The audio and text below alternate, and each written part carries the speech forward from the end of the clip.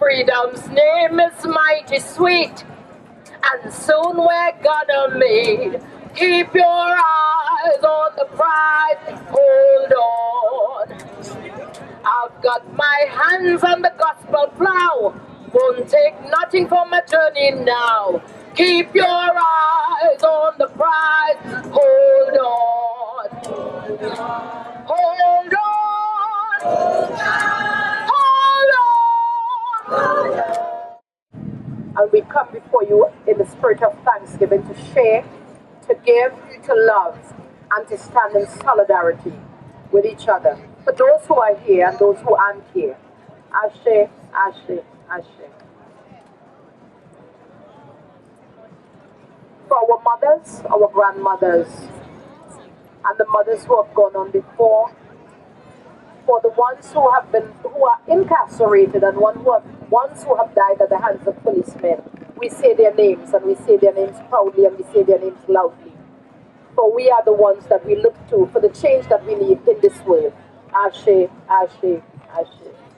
Impacting women, not only in this country, poor women, working women, women of color, but also women around the world who are facing so much oppression of all kinds. And so you're going to hear some amazing speakers today. We want to talk about the issues of today, the issues that women face today. So we're going to have some speakers, some cultural performances, and we're going to just enjoy each other's space and empower each other and rise up for women. Women's rights are under attack. What do you do? What do you do? What do you do?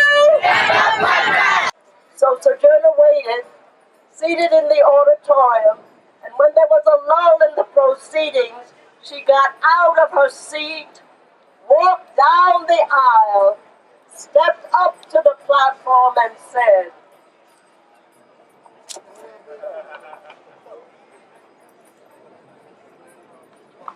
"Well, children, where there's so much racket, there must be something out of kilter.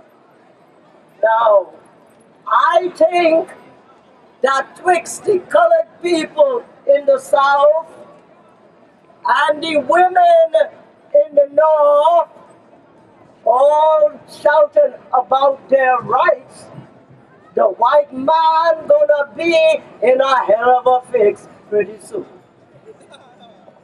But what all this here shouting about? Well, one man said, women need to be lifted into carriages and helped over mud puddle and have the best place everywhere. Well, nobody ever lift me into a carriage. Or help me over a mud puddle. Or give me the best place anywhere. And ain't I a woman?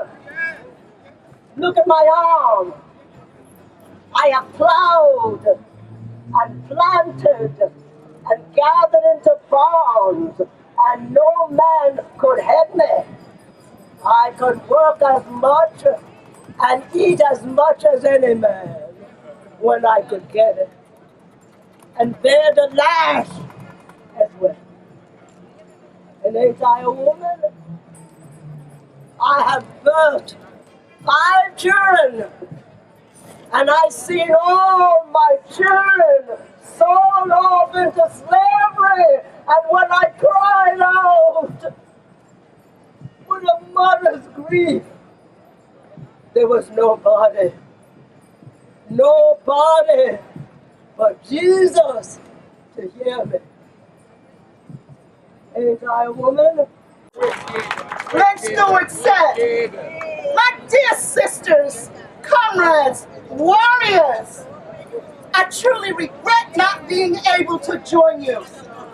I'm going to take advantage of some cool, clean, upstate air and just sitting on the porch with a glass of iced tea and thinking. We are in the dog days when things move slowly but no less urgently. for that. We must use this hiatus in our busyness to get ready to go forth into autumn. There is so much.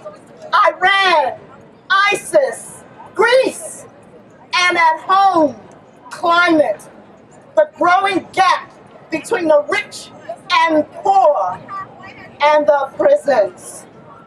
So much of our work must emanate from the horror that is in those death camps we call prisons. Having an impact on so many, and of course, sustained by the blood-stained dollar, are these jails that deliver a living hell to the younger prisoners, and often a death warrant to the elders. Because as you know, we have more elderly in jail in this so-called land of the free than any oppressed country in the world.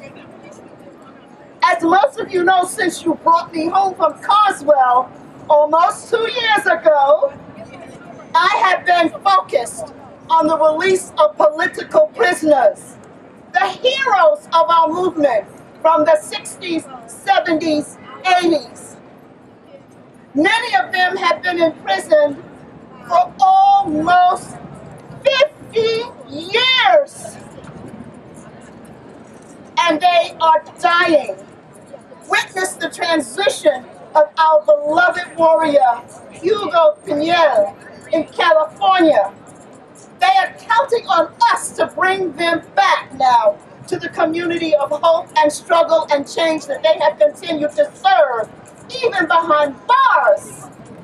I believe the time has come for us to defeat the omnipotent police forces that lobbies for continued incarceration.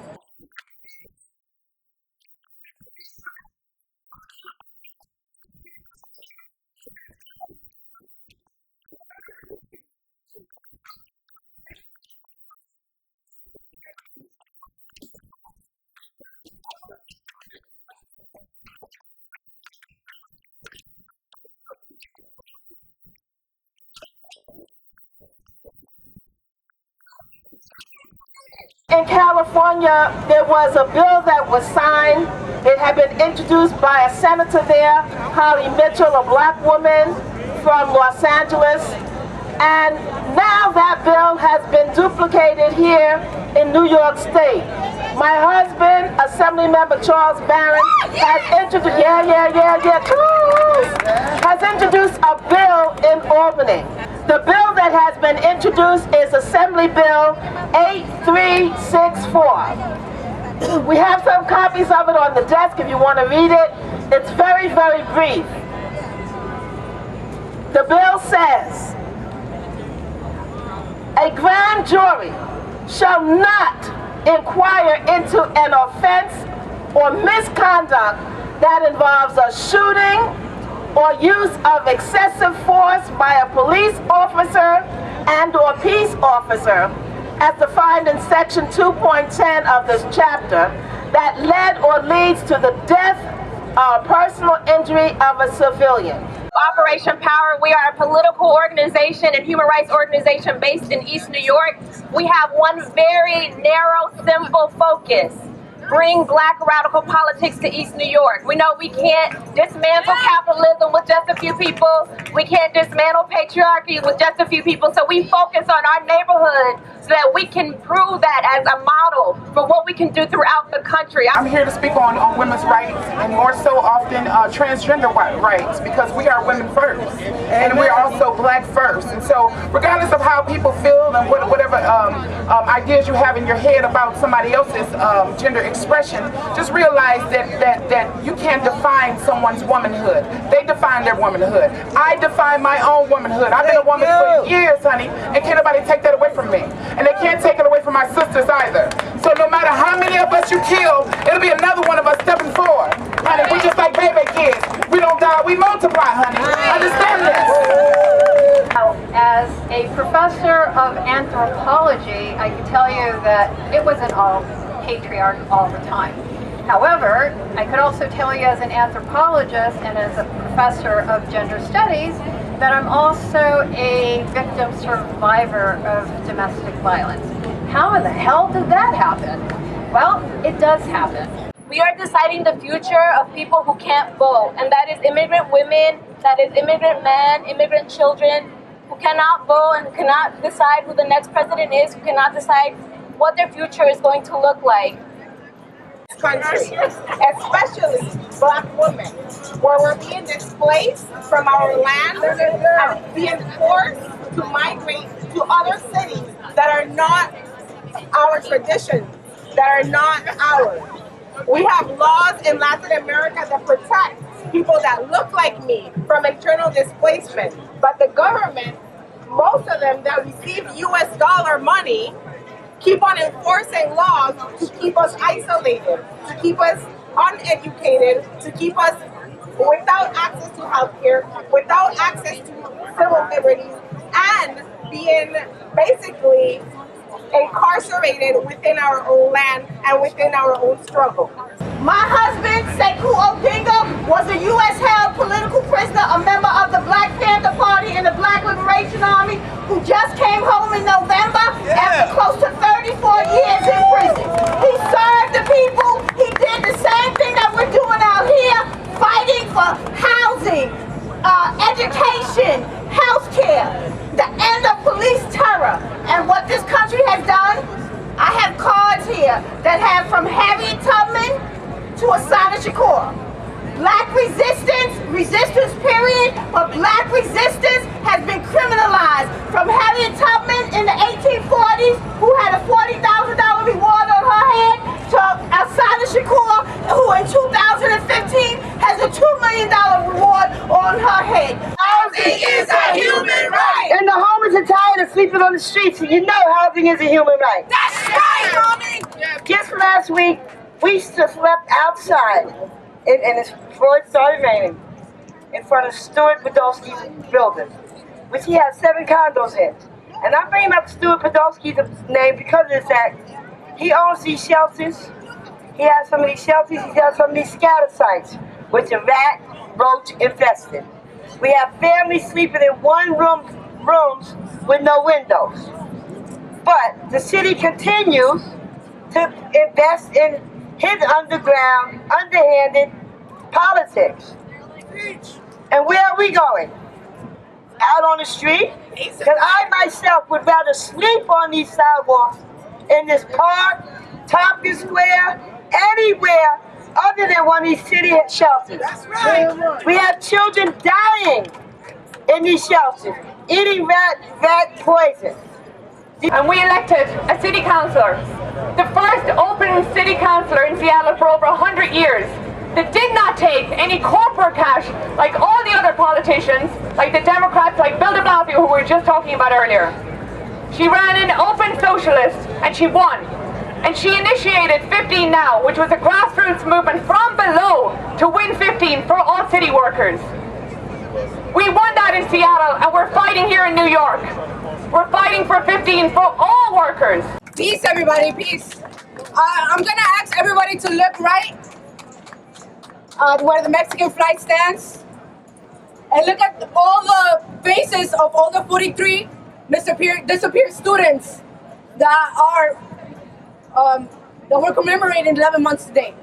So I'm here to let you guys know, because as we all know, when something happens in New York, it happens in the world. And I'm finally here. Finally someone, a woman, an indigenous woman, a Mexican angry woman is finally on a spot where she can say how angry she is. And not only am I angry, but I'm hurt, I'm sad, I'm everything in between that. But I'm angry most of all. I'm angry because it seems that we're asking favors, and we're asking for people to treat us with respect, and we keep asking, and we keep asking, and we keep asking, and we keep rallying, and we keep asking for justice, and they keep killing us, and they keep kidnapping us, and they keep doing everything that they're doing to us with no regard. If you guys didn't hear, Donald Trump kicked out a journalist, a Mexican journalist, out of his convention yesterday. And as a Mexican woman, I'm gonna be the one to say, fuck Jorge Ramos, and fuck Donald Trump. Why? Because I, for one, do not need anybody to come save me. I don't need anybody to tell me that Donald Trump ain't shit. I don't need anybody to tell me what we are and what our worth is. I don't need a reporter to be kicked out of a fucking presidential candidacy to tell me that we have a place. And we need to keep that in mind. I'm a university student. As a university student, as a Mexican woman university student, I am a gem. And I am proud to say it. Because students and women in Mexico are dropping faster than flies. They're killing millions and thousands and millions of students, of young, of women, of children in Mexico, and no one is batting an eye. And that is making me angry. I can't take this anger anymore because I'm not some bum of the street and I'm not some fucking rich kid living off parents' or daddy's money or mommy's money. I'm prepared. I'm willing to fight. I'm smart. I'm capable. I'm Mexican. I'm a woman. And I am a Yotzinapa. We are earning less than $3. There is no bias. We are not getting our justice. We are most discrimination gender as a woman. We are abusive. We are domestic violence. There is no voice. Women hold up half the sky, and Palestinian women hold up half the struggle against Israeli terror. As a Palestinian woman, it makes me sad that there are women who call themselves feminists that support the state of Israel, the settler colonial state of Israel, that support a state that was built on the murder and rape of Palestinian women. A state that forces women to give birth at checkpoints where most of the babies end up dying. A state that beats up and murders women for daring to continue living life in a state that sole existence is built on ending our existence. As youth, we also struggle for education as a human right. Not only are we oppressed as women in our physical and emotional labor in the household, and society is invisibilized, but we are faced with barriers to education, and after having access to this institution, are loaded with debt when education should be free and led by the people.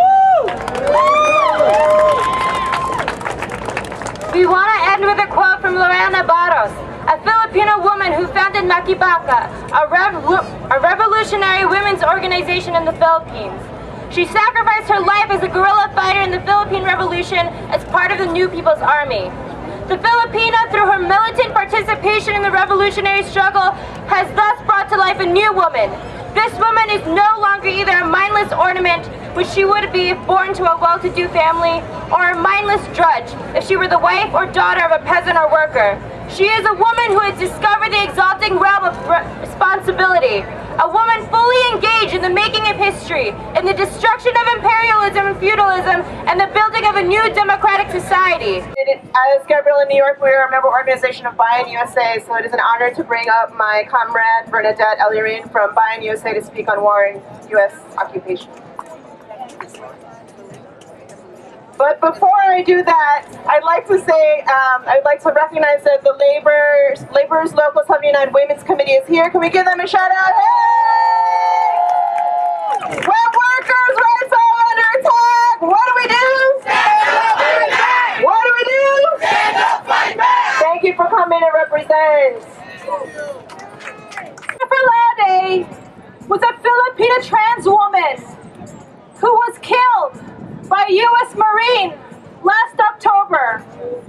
This Marine remains in the custody of the U.S. government, of the U.S. Embassy, despite the fact that there is a warrant for his arrest, because U.S. troops in the Philippines are immune to the domestic laws of the countries where they are based, even when they commit crimes against the people. Joseph Scott Pemberton, the Marine who murdered Jennifer Laude, admitted in court that he choked her to death. This week, he admitted in court. Yet the Philippine government cannot do anything.